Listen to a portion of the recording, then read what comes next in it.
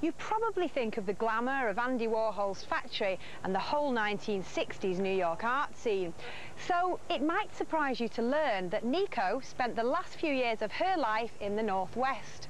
20 years after her death, she's become the subject of a play which will be performed at Salford's Lowry Theatre this autumn. We've been looking back at her time in Manchester. And what costume shall the poor girl wear? Model, singer, actress and beatnik icon, friend of the famous and face of the Velvet Underground, Nico had the world at her feet.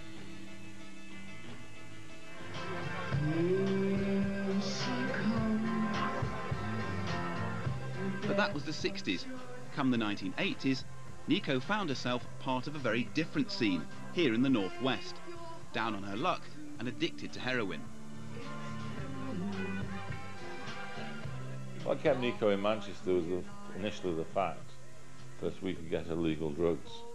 We took her to a doctor and she had a problem getting heroin. It's well known she was a heroin addict, but that we immediately got her a legal supply by taking her to a doctor who gave her a prescription. So the original reason she stayed in Manchester was A, we stabilised and got her, I stabilised and got her a supply of drugs, and then I got her somewhere to live. Well, where I live right now reminds me of Berlin. Manchester reminds me of Berlin in a way. Nico had a nomadic life in Manchester, living in various flats and hanging out in pool halls and pubs. It was a world with little glamour. She spent her latter days being here, basically, as for want of somewhere else to go, maybe. She'd been some time in New York, and this is where she ended up.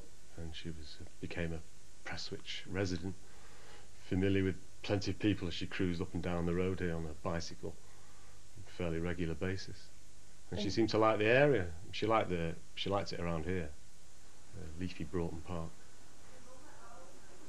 Nico's closest friend during her 7 years in Manchester was a fellow compatriot who would also act as her driver while she toured Britain and Europe.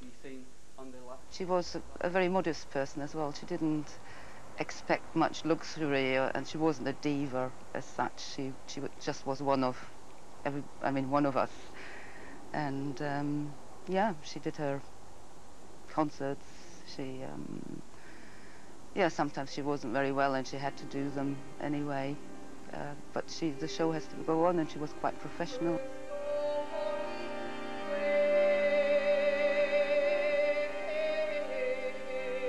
Leaving New York and the Velvet Underground behind and shunning the opportunity of a glamorous pop career, Nico completely changed her style, dyeing her hair and writing and performing brooding folk songs. It was a brave move, according to singer and actress Stella Grundy.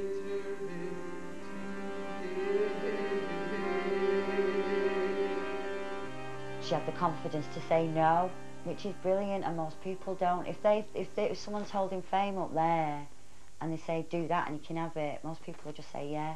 She said no, and she said no at the height of her fame, and that didn't help her, and that made people say she's difficult to work with, and her being woman, that made it tenfold. So you've got to admire her strength of character, that she did do that, and she did have a sense of what was important to her and what she wanted.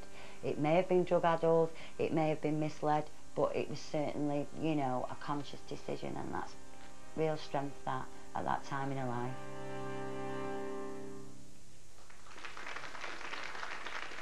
I wouldn't say she was like dead talented, because she was, you know, she sang flat.